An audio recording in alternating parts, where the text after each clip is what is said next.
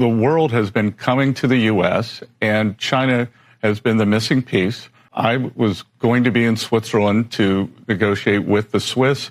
Turns out the Chinese team is traveling through Europe, and they will be in Switzerland also. So we will meet on Saturday and Sunday. Look, we have shared interest. This isn't sustainable, as I said before, especially on the Chinese side. And, 145%, 125% is the equivalent of an embargo.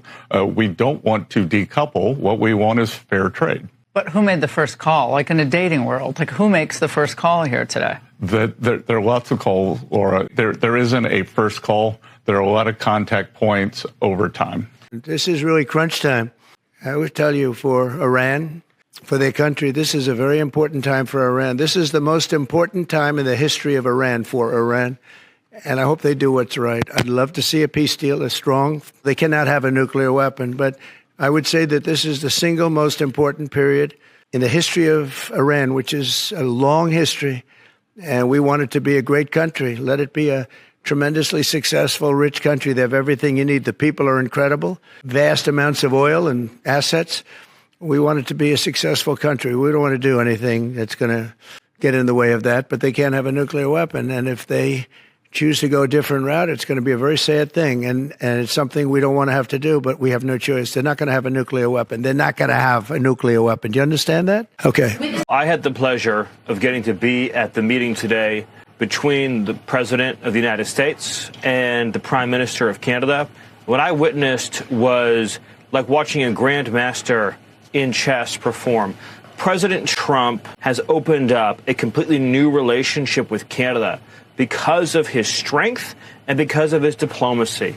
The Prime Minister of Canada talked about finally contributing their fair share to NATO's defense, finally contributing and meeting that minimum 2% benchmark and climbing up from there so they're not a free rider with the United States anymore. He talked about achieving fair trade with the United States. Prime Minister of Canada acknowledged the need to strike a fair trade deal with the United States, as President Trump has long asked for. He emphasized, the Prime Minister of Canada, his deployment of troops and guards to the Canadian border at President Trump's request is just one concrete win after another because of President Trump's leadership on this issue. And President Trump kept emphasizing two words.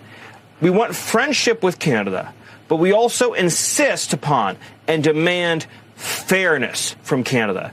And President Trump will continue to hold fast to that requirement. The Department of Education was set up in 1980. We have now spent as a country over $3 trillion to watch the performance of our students continue to decline. As I said in my confirmation hearing, we're just simply not doing something right. I don't think that education that is handled from a bureaucratic position in Washington, D.C. is best for the states. We'll continue with the funding of the Title I funding. That's one of the things that's questioned, and people are afraid they won't get Title I funding, or our IDEA funding for our disabled and special needs students. That will all continue to the states. It might go through a different agency, or it may go directly to the states. But education, I think, is going to have more funding going directly to the students, which is where it should be.